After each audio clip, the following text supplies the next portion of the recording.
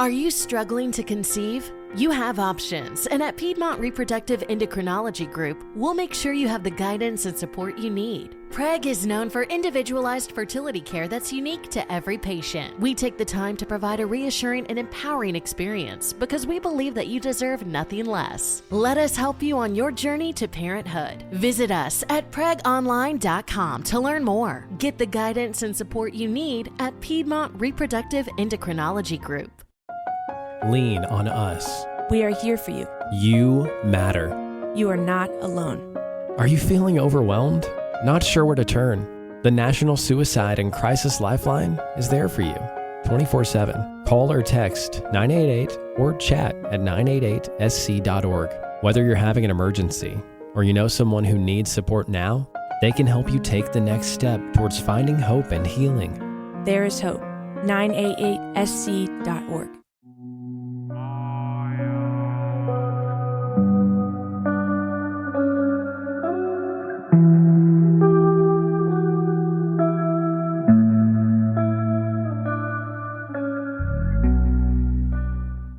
Well, hello, my paranormal peeps, and welcome back to another Deep Woods Paranormal Podcast. My name is Matt Harvey. I am the founder of the Deep Woods Paranormal Podcast. I am also the founder of Deep Woods Paranormal.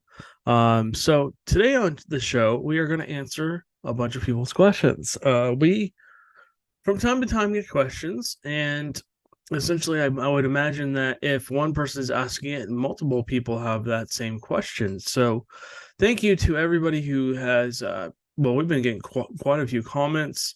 We've also been getting quite a few private messages with questions and requests to come out and check out people's locations. So thank you for that. We really appreciate the opportunity to come, number one, meet with you, but number two, get an opportunity to check out what you have going on at your properties or your businesses. So just want to put that out there first. So a lot of people keep asking me, what's going on with the UFO case. After almost 6 weeks of investigating, Amanda and I have decided to kind of close the case. At this point in time, there's just really not much else we can do. We spent a lot of time every Friday and Saturday night almost out at different locations chasing leads people have given us. We've also been, chasing reports, trying to go out and experience it for ourselves. And again, I am now in the process of putting that first show together. It was very challenging. And so we're going to be still doing some more interviews with people and stuff like that. Witnesses will not be interviewed. We will just basically have them give a written statement, and then we will either read that to you on the show or we will essentially have it typed and maybe even read it to you there. So yeah, I mean, very, very, very challenging, to have people be threatened and stuff like that and told to just be quiet. It just tells you how high up this possibly goes. I don't want to say corruption, but the cover up of what's really going on.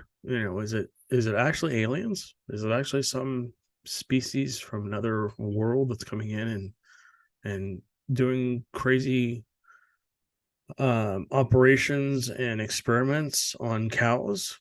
Are they just trying to, I don't know what they're doing. I don't want to get into it too much because I don't want to get into the show too much. That'll all be on the show. Man and I've had multiple conversations about what's going on and what we think is actually happening. Is it anyways. All right, so we'll get into that when we get into the show. That show should air hopefully in the next 2 to 3 weeks. Hopefully. We're working on a lot of cases. We have a lot of irons with the fire. Bear with me, my voice is a little messed up right now. Sorry about that. All right, so that basically is that UFO case in a nutshell. We're still taking reports. We're still chasing leads. We're still working on that. We may do another show on it at a later time, but I just can't put any more time and effort into this at this point. Because we're just getting so much information, and I appreciate it. Please, please, please continue to send your reports in. Continue to let us know what you're experiencing or seeing or whatever. If you've heard about something, please keep sending all that to us, because we will use it possibly in a later show.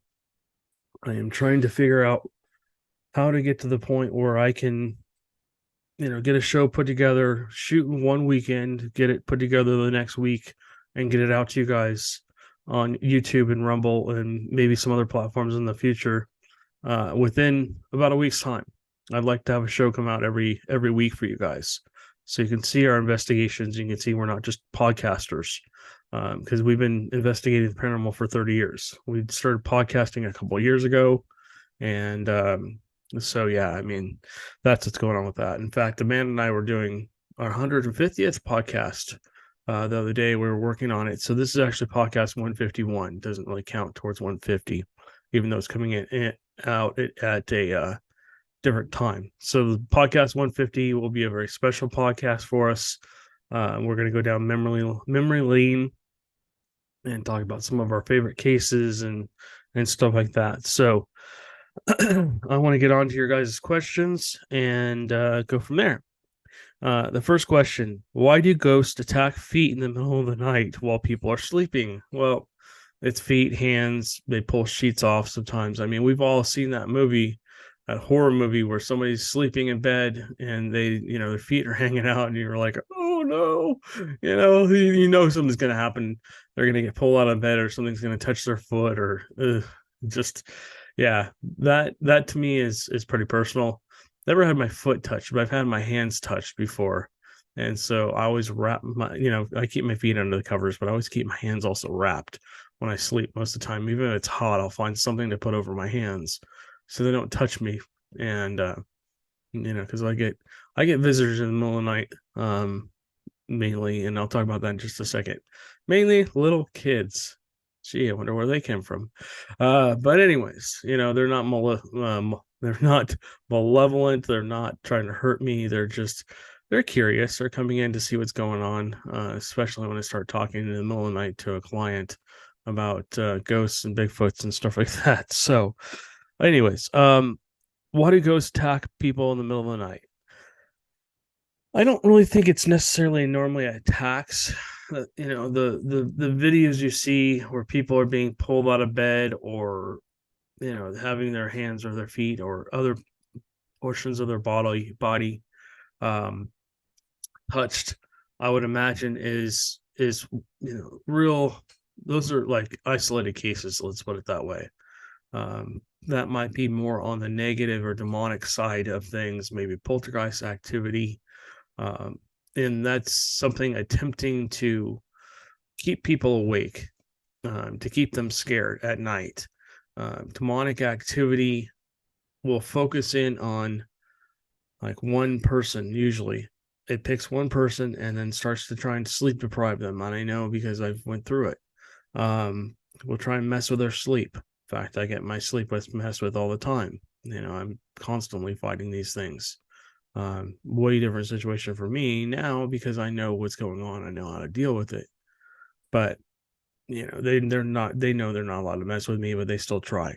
So in the middle of the night, that's when we're at our most vulnerable. Essentially, you go to sleep, your eyes are closed, your hearing is kind of mumbled, your body's kind of mainly shut down. It's about 95% shut down. You're like, if you turn a computer on to sleep mode and you try to type in keys or whatever, it won't do anything because it's on sleep mode. And then if you finally hit the enter button or whatever it is enough times, it'll go, oh, okay, I'm sorry, what? But yeah, I mean, that's how we are. When we go to sleep, our subconscious is the only thing pretty much running in our bodies. Yeah, we move here and there just to make sure that we're still alive and stuff like that. Our body wants to make sure we're still alive, and it controls our breathing and all that stuff. But spirits do visit us in the middle of the night to basically communicate with us, I think. I've talked about Amanda having conversations with somebody in the middle of the night and rolling over and seeing like a spirit standing there, and it's like, oh no, here we go. And as soon as they see me see them, it's like, oh, he's awake. And then that can of worms gets opened up, and it's like, oh crap. And then they come over and they try and communicate with me. It's like, no, no, no, no. I am going back to sleep. I will communicate with you at another time. I don't care if you hang out or whatever, as long as you're not hurting anything. I have specific rules. You can't hurt anything. You can't scare anybody. You can't do anything malevolent. If you're going to be here, you either need to be quiet, or if you want to communicate and have fun, that's great. Like I tell the spirits behind, or the kids behind me, but whoever's attached to the dolls or anything else in this room, you're welcome to be here. You're welcome to cruise around and enjoy things. You can't hurt anybody. You can't, basically scare anybody. I don't want you messing with my dogs or my animals. And as you can see, Chance is very comfortably sleeping on the couch over there, the big white dog. But basically, nothing really happens here. I mean, I see things from time to time.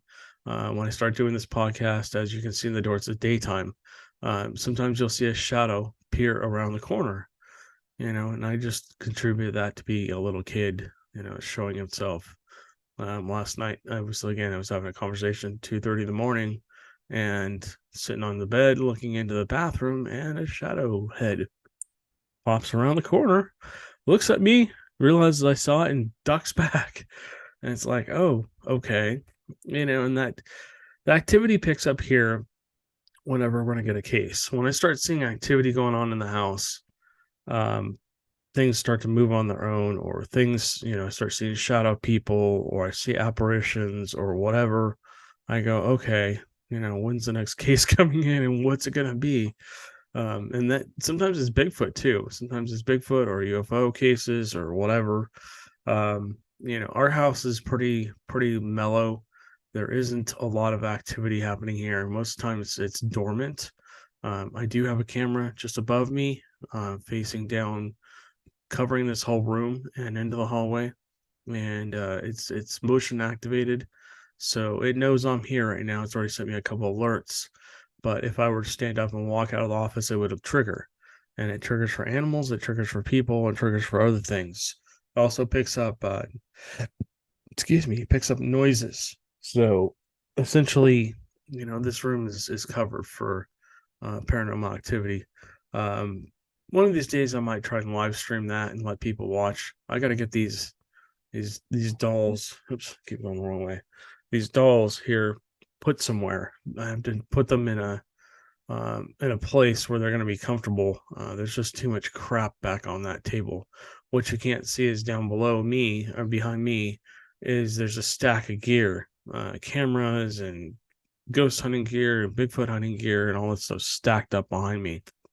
Anyways, so I think ghosts, if they do come and touch your foot or touch your hand or try and talk to you, they're just trying to communicate with you. I know it's scary as hell to wake up and there's somebody standing there, and then all of a sudden you finally wake your kind of self up, and a second later, and you're like, oh crap, what the heck? And then they're gone. Or something yanks on your foot in the middle of the night, or pulls the sheets off of you, or comes and tries to pull your hand and pull you up out of bed, which has happened to me several times. As a kid, I used to have my pillow pulled out from under my head while I was sleeping, and wake up with my pillow down, on the ground. I had a bunk bed, and then it always would, I look down, it would be there. Then I'd look back down, and it wouldn't be there. It'd be, then I'd turn around and look down at the bottom of the ladder, and that's where it would be. It had moved. And then, that creepy little girl's laugh. That's not even close to what it sounded like. But, I don't think they're really necessarily trying to attack. I think they're more or less trying to get your attention. Maybe they're trying to get you to get up because there's something you need to see. Maybe they need help. Maybe they're trying to get you to go in a different direction so that you're not, because something's going to happen. Sometimes spirits will direct you in a different direction. Sometimes, you just end up somewhere. You're like, why am I here? How did I get here? Your subconscious all of a sudden takes over, and you kind of drift into a driving sleep or a walking sleep, and you're maybe you're coming down the hall to go to the bathroom and you end up in the kitchen. You know what I mean? And you're like, wait a minute, I was going to the bathroom. Why am I in the kitchen? And you look around, you're like, okay, what's going on here? And then something happens. You're like, oh, okay, that's why I was supposed to be here. But yeah, I mean, I think they manipulate us. And I've talked about this before. I think they manipulate our brain waves to be able to see them, hear them, feel them. They pull energy out of the air, which leaves that cold spot that you feel, and stuff like that. And I think that's just them trying to manifest in some way. And if you don't understand what a manifest means, it just means to show themselves, or move something, leave a voice on an audio recorder.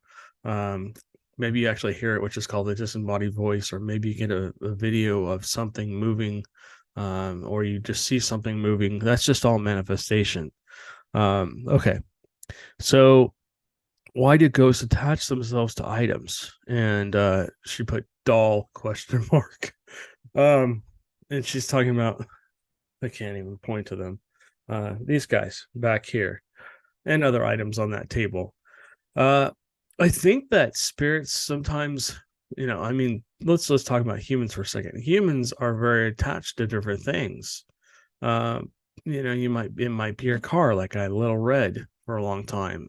It was just a little Jeep. I forget what it was, but it was a smaller Jeep. Beautiful little car. But I mean, I would have the radio off and a voice would come through the radio and say something, and I could never understand what it said. That's why I called her Little Red. But I think the lady that owned her previously possibly died, and she got turned into the dealership, probably sold to the dealership, because whoever, whatever family members, if she had any, didn't need a vehicle. And so essentially she attached herself to the car because she really liked that car. And it had like 15,000 miles, and it was a 2012 or something like that, and it was like a 10-year-old car with 15,000 miles or 20,000 miles, whatever had on it. I think it might have 18,000. I think I put another 20,000 on it or something like that when I turned it in for the truck here. But strange things would happen. Doors would open and close in the car. Things would move in the car. Are you struggling to conceive? You have options, and at Piedmont Reproductive Endocrinology Group, we'll make sure you have the guidance and support you need. PREG is known for individualized fertility care that's unique to every patient. We take the time to provide a reassuring and empowering experience because we believe that you deserve nothing less. Let us help you on your journey to parenthood. Visit us at pregonline.com to learn more. Get the guidance and support you need at Piedmont Reproductive Endocrinology Group. Did you miss your deadline to renew your Medicaid coverage? You can still send your completed annual review form to Healthy Connections Medicaid. You may be assigned to another health plan, but you can ask to come back to First Choice within 60 days of renewed Medicaid eligibility. It's your family. It's your choice. First Choice is the right choice. Renew and choose us. Visit selecthealthofsc.com/renew to learn more. With the Lucky Land Slots, you can get lucky just about anywhere. This is your captain speaking. We've got clear runway and the weather's fine, but we're just going to circle up here a while and get lucky. No, nothing like that. It's just these cash prizes add up quick. So I suggest you sit back, keep your tray table upright, and start getting lucky. Play for free at LuckyLandSlots.com. Are you feeling lucky? No purchase necessary. Void where prohibited by law. 18+ terms and conditions apply. See website for details. She would talk through the radio, and I could just feel her presence every time I drove her. And she was just attached to that car. She must have just loved it, or maybe something, that car had never been in an accident or anything. Maybe she passed away in the car. I don't know. But like the dolls behind me here. It could be that whoever owned these dolls, there's a lot of people that collect dolls and they just love them. They're like their kids. And so, they spend their whole life collecting these prized dolls. And when they pass away, part of their energy stays attached to it, because we're just energy, if you think about it. Like I said, our brain's like a computer, and the rest of our body is just like runs on electrical currents. We eat food to basically be able to create energy for ourselves, and and basically water and other things are like the fluids of our body, like an engine would have. Um, but basically, we're just energy. Everything's just energy. So, um, if I go, let's do it this way. I witnessed Chris Fleming do this on the Queen Mary. If you know Chris Fleming, he's a very well known psychic medium, and he was on there, and this is when I met Jay and Grant and all this other stuff of ghost hunters or taps. You've seen the TV shows. Anyways, he was on there and he was trying to prove a point, and he went over to a spot and he just yelled and screamed and blah blah blah at this one spot. Then he got up and walked away, went back to the podium, and he said, "Okay, is there anybody sensitive here?" And a couple of people raised their hand. He said, "Okay, walk over to that. What do you feel?" And they felt anger. They felt his frustration, and that energy got left on that location. The Queen Mary is very, very haunted, supposedly.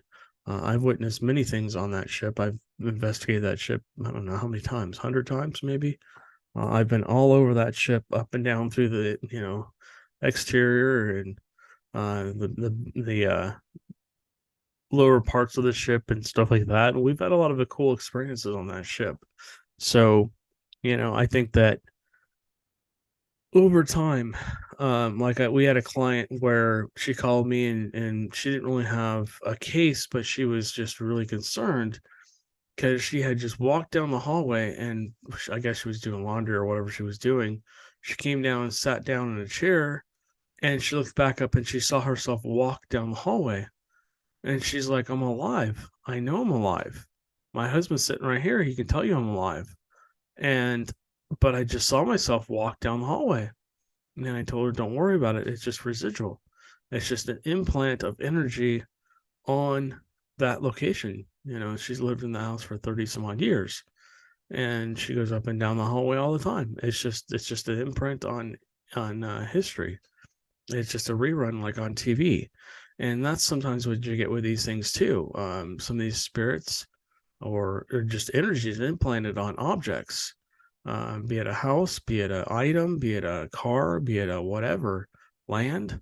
A lot of spirits, if they're buried on a property, they will stay with that property. If they're intelligent and they just have an attachment to that land, maybe something traumatic happened to them, they will stay there until you basically go and tell them it's okay to leave, or help them with whatever issue they're having.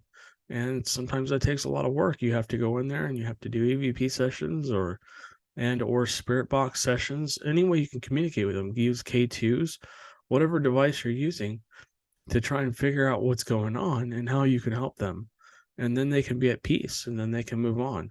So, that's why sometimes things attach themselves to things as well. They know they're going to a certain location. They know there's a certain person that probably is a little more, I hate the word sensitive or psychic. They're a little bit more open to the possibility of them being there. And sometimes they'll establish a communication with that person in some way, shape, or form. And then that person will, whoever it is, whether it's me or somebody else, we'll start to try and communicate with them, hopefully, and try and get to the bottom of why things are happening. And, that's what we do. And then hopefully come to a resolution where that spirit can move on or be at rest, or if they're going to stay, they can be at peace and they can just enjoy being there. So, anyways, I think that's part of why. We could deep dive into why spirits attach themselves to things forever. I could be here talking for days, probably, like me. We can go through so many different examples. But, anyways, so somebody asked, what is a shadow person? That's pretty complicated as well. None of these answers are real. I can't just answer these right off the bat. There's a lot of theory. You got to remember, this is all theory. Yeah, I'll have to take this with a grain of salt. Spirits are theory at this point, even though I mean, the majority of us know that they're real.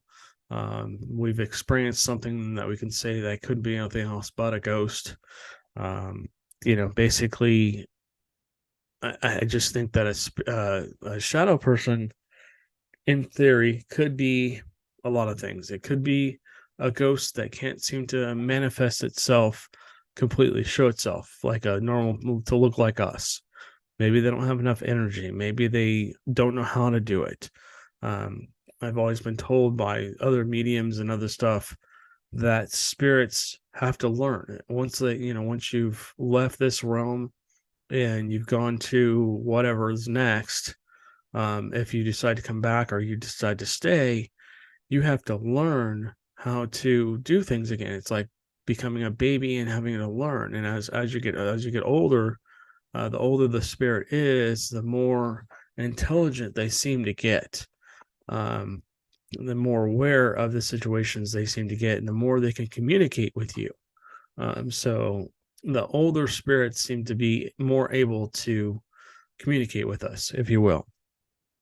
I think they're able to manifest themselves better. Now, that's not to say that a brand new spirit that just passed away isn't able to do all that stuff. But I think that the older spirits are more able to do it, maybe on a longer period of time. For a longer period of time, they're able to do more things, like move things, maybe create a disembodied voice. Also, maybe they're able to figure out how to use the audio recorder to create an EVP, or the video recorder to show themselves, or to talk onto the device, or manipulate the device. I'm sorry. How to manipulate a spirit box to create a voice, and stuff like that. Because these spirits, they don't have a physical body anymore. They don't have a physical spirit. A physical voice anymore.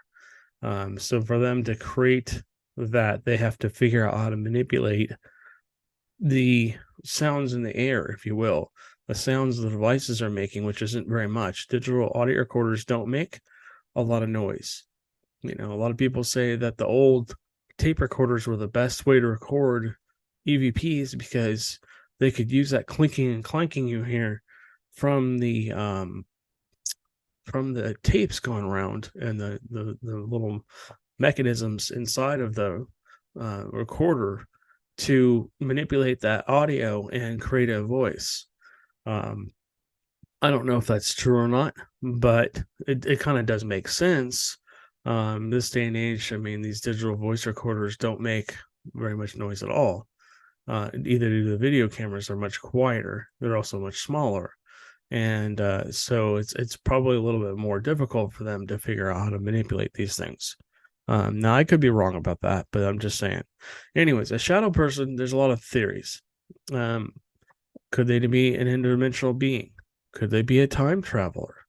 Could they be crossing across from another dimension? So, this is all going down a huge rabbit hole, but, is it a ghost? Like I said, is it just a spirit not able to manifest themselves to look like you and me? Maybe they only have enough energy to show themselves as a silhouette, a black silhouette. And there's a lot of other theories of what they are. Are they demons? Are they thises? Are they that's? Are they aliens? Are they whatever? Are they just some interstellar, being that basically is monitoring things? Are they angelic? Who knows? 100%. Me, I think that most of them I think it's mainly a manifestation of a human being trying to maybe cross across from, let's just put it this way. If I take a piece of, like, a book, and there's layers, there's different pages, which creates layers, right? And I want to go from one page to the next, I have to turn that page. But imagine, I don't know how, exactly how dimensions work, but I'd imagine they're like stacked next to each other. There might be one dimension here, one dimension here, one dimension here. And to get through that, you have to go through each page. And so to push your way through into that next dimension I don't know what it would take to do that, but must be really hard to do. or it could be really easy for them. I have no idea. For us, it'd probably be really hard. Who knows what science has accomplished at this point? If they are able to go through different dimensions, they're not saying anything yet. But anyways, yeah. So I think that's possibly what a shadow person could be. My personal opinion is that they're just spirits that are just basically maybe they're not necessarily here as the person that passed away, but maybe they're watching. Somebody told me, oh yeah, they're future ghost hunters. One, oh, okay. And that kind of goes into time travel and stuff like that. But they're mainly just observing usually. But shadow people, there's different types of shadow people. There's shadow people that attack people. And I think that's more on the demonic side. I think demonic entities sometimes will show themselves as a shadow or whatever, or a silhouette until they get closer because they want to scare people. That's what their whole theory, that's what their whole thing is. They want to scare you into submission. They want you to do their bidding. And so if you're afraid of the shadows or you're afraid of whatever, that's how they're going to manifest. If you're afraid of clowns, they might manifest as a clown. You've seen the horror movies. But anyways, so there's, like I said, there's a lot of different theories on shadow people. Again, I could go into this for hours and hours and hours, but I have a few more questions I need to get to, and then I'll show you guys some cool stuff in just a second here. Okay. Have you had any activity with the haunted dolls? Yes, we have had activity. When Kaylee was here, my niece, she's 13, I think, maybe 14. She was coming out of the bathroom, walking into the hallway, and I think some of the spirits attached to these dolls behind me are, I think they are her age, and so essentially they may have, something said something to her, and she turned and looked in the office, and she quickly came out and sat down on the couch, and you could tell she was afraid. And everybody's like, well, what was that? I'm like, okay. And that's not the first time Kaylee's had stuff trying to communicate with her. If you've seen our cemetery video where she went with us, she did experience the kids were there, and they seemed to come forward because she was there. So in the future, she may come with us. We want to be very careful with her. She's just a young, impressionable young lady. And, we don't want to, number one, scare her away from doing this. We don't want her to have an experience where she's like, I'm never going to do this again, and she turns herself off. I think she's a little bit sensitive, if you will. She seems to see and she seems to be intuitive and picking up on things. My wife's side of the family is like that. They're very intuitive and very sensitive to spirits. They don't necessarily see them or talk to them, but they definitely can feel them. Like Amanda can walk into a room and feel if there's something there. Anyways, so yeah, I've had that. Like I said last night, the shadow in the bathroom, which wasn't very tall. Again, if you're looking into the doorway, if you're watching the video, the video podcast, if you're looking at the doorway right across from the TV, you can see the light switch. It's a little easier to see during the day. And that basically the bottom of the light switch, where the bottom square part of that light switch is, that's about as tall as I've seen the shadow that hangs out in the hallway. Now, I have gotten a male voice from in there as well. I mean, when I was doing the podcast, I was listening back, and there's a male voice that says something about the hallway. I can't remember. I have it recorded. One of these days, we'll sit down and I'll continue to go through these audio podcasts and pull out EVPs, and we'll take a listen to some of the stuff that's come through. Some of it's pretty clear. So yeah, so that happened. This has happened. The shadows happened in the hallway. On the last video podcast, I think one of the dolls moved, and then I saw the shadow in another room. I've had a little girl come into our bedroom, or a couple little kids come into our room at night. I feel that they feel like they're more comfortable probably in our room with us.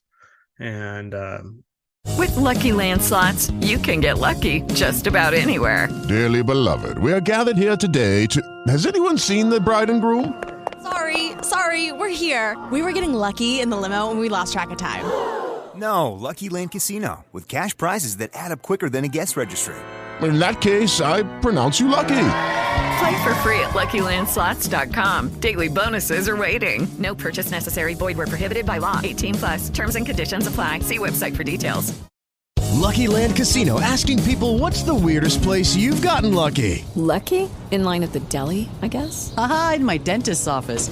More than once, actually. Do I have to say? Yes, you do. In the car before my kids' PTA meeting. Really? Yes. Excuse me, what's the weirdest place you've gotten lucky? I never win and tell. Well, there you have it. You can get lucky anywhere, playing at LuckyLandSlots.com. Play for free right now. Are you feeling lucky? No purchase necessary. Void where prohibited by law. 18+. Terms and conditions apply. See website for details.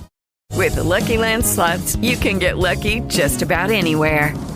This is your captain speaking. We've got clear runway and the weather's fine, but we're just going to circle up here a while and get lucky. No, nothing like that. It's just these cash prizes add up quick. So I suggest you sit back, keep your tray table upright, and start getting lucky. Play for free at LuckyLandSlots.com. Are you feeling lucky? No purchase necessary. Void where prohibited by law. 18+ terms and conditions apply. See website for details. I tell them they need to stay in the office. This is where they need to stay. I don't want them in the rest of the house, but I don't mind if they venture out every once in a while and explore the house, as long as I said they follow the rules and they don't hurt anything or damage anything or try to scare anybody or scare the animals. We're good. So I've also had an EVP come through of the with the spectacles of a woman, and then a man had a dream about a woman in a theater. So those are theater spectacles. They're like binoculars. They would use those to basically zoom in so they could see the play a little bit better, especially if they're up high or whatever.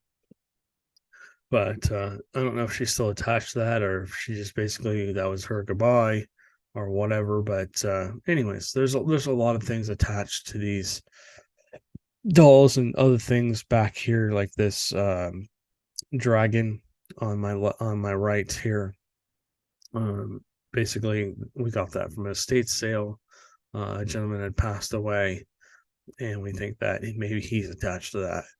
So we haven't had any activity from him, but I do think that he's there's some energy. Let's just put it that way. There's some energy attached to that.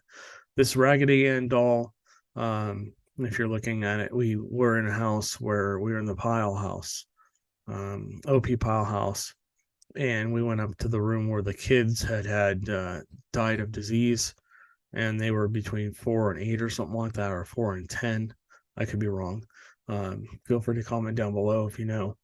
But anyways, she may have picked up on an entity. Some energy may have been transferred to her, and stuff like that. So the Elmo doll and the other little doll there, I don't think those are haunted.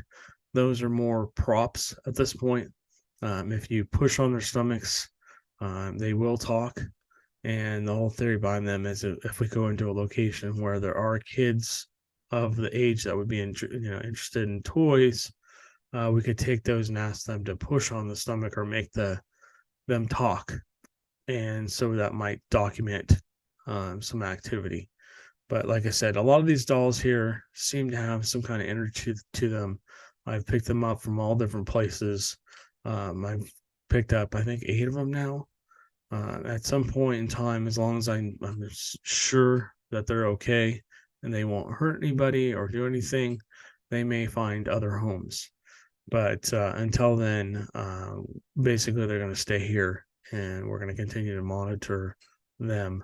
What I want to do one of these days, once I get this table cleaned off behind me and find new homes for a lot of stuff. What happened was we got a new printer. It's very, one of those bigger printers that does everything, copy, scan, fax, all that stuff for Amanda's business. She does Poshmark. She's selling clothes because she's losing weight so fast. She's just, she has a lot of clothes that are pretty much brand new. She's just selling that stuff on Poshmark, and she's got a lot of really nice shoes and other things that she's selling at a pretty good discount. So if you're interested in that, feel free to contact me and I'll send you over her information. So yeah, the dolls seem to be active. I've had numerous occasions where I've had contact with little kids in the house, which is cool. The little kids seem to be fine. They're not project themselves or anything else. They seem to be well behaved. They're just kind of curious. And when they figure out I can see them, they usually are like, uh-oh.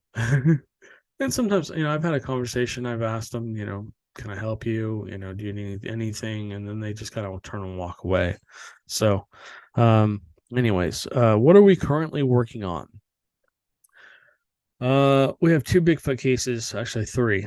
We have Joe's that has been going on for like 3 years. We got to get back up there, but unfortunately, it's just like 110 degrees up there, and it's just because of the humidity. It's 102 or 3 degrees on his property right now, and the humidity is at like 100%. So it's like 110, 100 plus degrees. Even at night, it's in the high 90s, and then it feels like it's 100 and something.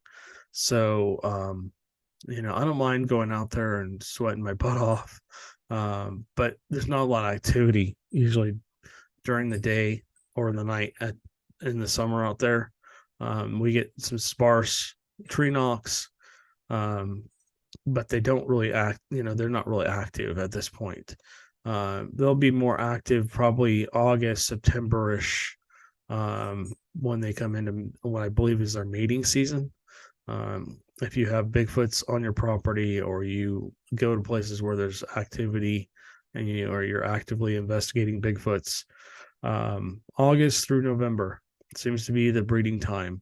That's when you get the screams, you get the tree knocks, you get the more aggressive behaviors by Bigfoots, rocks being thrown at you or thrown at homes, or whatever.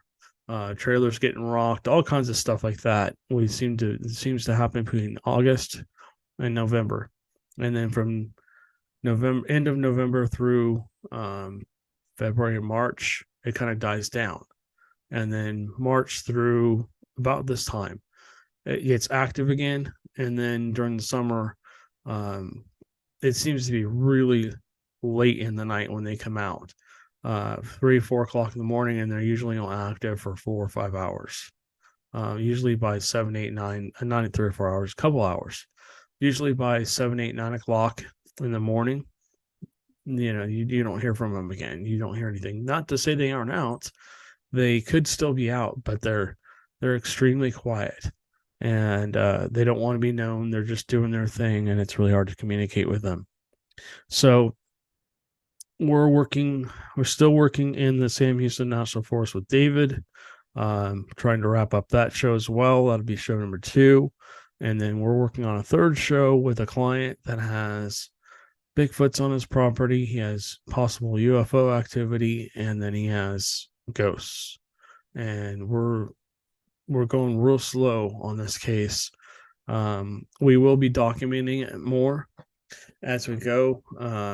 He wants to, once that show comes out, we'll probably start putting out more content from his property as we go. His property reminds me a lot of Joe's, because Joe's property has his family members that haunt the property, and that's all well and great. But when you're trying to you're trying to record on video a Bigfoot, and they're messing with your video camera, turning your camera off, turning it on because they want attention.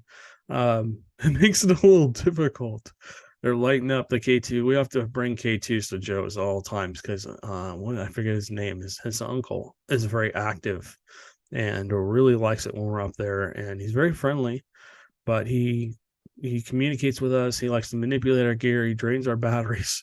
It's like, no, we're trying to do Bigfoot research, but he wants attention. It's like he's not doesn't hurt anything. He just likes to manipulate gear and stuff. And so, anyways, so those 3 cases, we're working on Joe's still. We're still working on with David in the Sam Houston National Forest.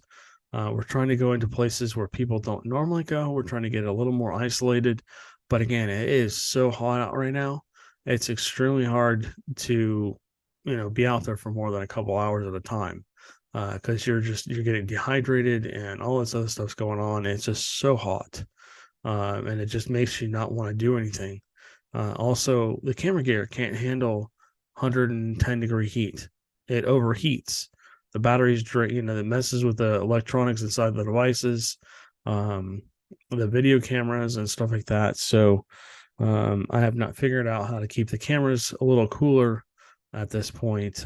So we have to kind of do later hours where we're out recording. So normally during the summer, we do more investigations into ghosts and stuff like that. We're inside and it's cooler. So that's kind of what we're doing. We will kind of do maybe a show on the dolls themselves here. And once I get this organized, I got to go through the closet of doom back there. I've got 30 years worth of gear just sitting in there. A lot of it I haven't seen in years, but it's just in totes and just sitting in there and taking up space. And I got to go through and purge. So that'll be fun. And then once I do that, I can kind of move some of this other stuff off this table, and I can set up. I need that for charging gear and stuff. That was the whole premises of getting it and having meetings at that table with Amanda and other people. But yeah, I've got to get that out of there and get this area cleaned up behind me. Okay, so that's what we're currently working on. Have you ever seen a Bigfoot? Yes, I've seen multiple Bigfoots. Different locations, different states, different times of the day, different colors, different sizes and shapes. Like I've talked about that multiple times. I think they're like humans, even though one may be, several of them might be brown. They're all different shapes. Yeah, all different shapes and sizes. Excuse me. And so the more I've done the research, the more sightings I've had.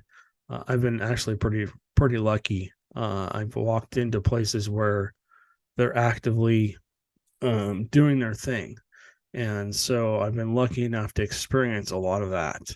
I've had Joe's Camp, I've had Black Star Canyon, where I kind of screwed that up at the end, but they were still showing themselves more in a threatening way, as I had done something I shouldn't have, but I kind of crossed the line with them.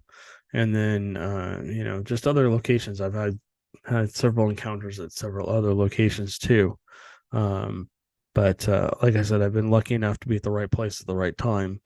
So let's see, have you analyzed the hair samples from the possible Bigfoot hairs? We are working on that.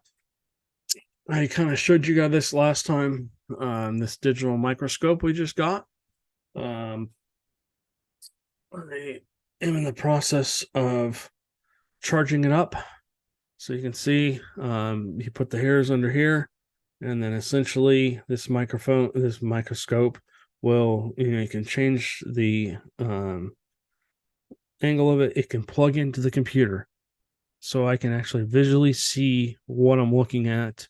And it does have a plug-in here, and then an adapter that goes into the computer. So I can take this, whether I'm, in the field, out in the forest, or whether I'm here at the house, I can plug it in and look. It does come off, so I can sit here and pick, move it around at different angles that this won't allow me to do, and get different viewpoints at the hair samples or whatever I'm looking at. Who knows what all we're going to find out there. We have that tooth that I'm very interested in taking a better look at as well. And we can record that so we can document it. And then if we do find hair samples that we think could be Bigfoot, and we are a little bit more clear, it's not just like, oh, I think this is a hair sample. We found this hair sample out there. We need to make sure, I was just reading an article earlier, that it has the characteristics of being Bigfoot hairs. So, anyways, that's what's going on. That's what we're doing. Thank you all for your questions. If you have questions, feel free to leave a comment down below, or all of our information is basically in the description. My email, my cell phone. You can call or text me, which a lot of people are doing now, which is awesome. I enjoy talking to people. You can go on our Facebook. You can message us through Facebook. You can go on our website. You can basically go on there and type a message in, and it'll send us a message. So yeah, I mean, we're very accessible to you guys. I know a lot of people are afraid of ridicule. Please don't be afraid of ridicule. I mean, if you guys tell us, you want to keep us to keep your information private, we will. Most of these questions came from people that didn't want to be known. That's why I'm not saying it's from X, Y, or Z. I'm just basically reading the questions because people don't really want, people to know that they're curious about this stuff, which is kind of sad. Especially out here, if you say the word Bigfoot, you either get people that their ears, perk up and they go, "Oh, I've seen one," and blah, blah, blah. And then you get the other half of the people that are like, "Oh, dude, you're nuts. There's no Bigfoots out here. Bigfoots aren't real. I'm a hunter. I've been hunting for 40 years out here. I've never seen one." And I respect both sides of that. Like I always say, you have to have an encounter. And this could be for anything. It could be ghosts, UFOs, aliens, whatever, demons, angels, whatever. You have to have your own experience where you can say it can't be anything else but. And so, yeah. But yeah, I just wanted to answer this question for you guys. If you have questions, please feel free to contact us. If you've seen something, heard something, experienced something, and you want to share it with us, again, there is no judgment. If you'd like to be on the podcast, again, this is like a non-judgmental channel. We are more of a scientific team. I try and keep it scientific, but, being sensitive myself, or open, or whatever you want to call it, psychic, medium, whatever, I've seen both sides of it. And so, like I said, we're not judgmental. We're not going to judge you. We're not going to tell you you're wrong or whatever. Everybody has a theory about things. And at this point, whether you're a believer or non-believer, nobody's either proved or disproved anything 100%. So until somebody can 100% prove that ghosts are real, or Bigfoots are real, or UFOs are real, or they aren't, it's just going to be an open topic. So, all right, guys. Well, we thank you guys for listening, and thank you for watching. Thank you for continuing to support our channel. Thank you to all the people over on Rumble. We are kicking butt and taking names over there. Thank you for all the new subscriptions, all the new comments. Thank you to our YouTube people who are subscribing as well. We're almost at 1,300 on YouTube, and we're almost at 600 on Rumble. And we're just gaining new followers like crazy. I cannot wait to get these shows out. I just want to make sure we have like 4 or 5. We need to wrap up the current cases we're working on, and then once we get this stuff wrapped up, we will start to release these. I'm sorry that it's taking so long to get them out. I know we haven't posted a lot of investigations or short videos or anything recently.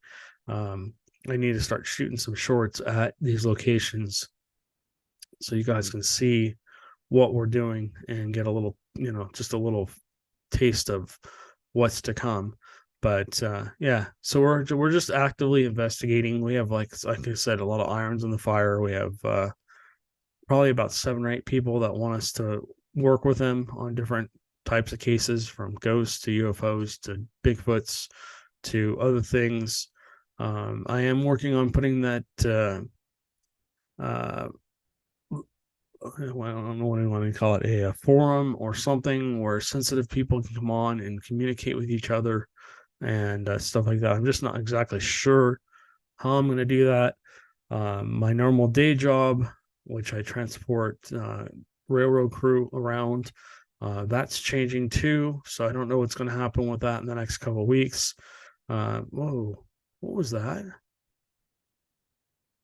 I don't know. Something just walked across the doorway there towards the bathroom.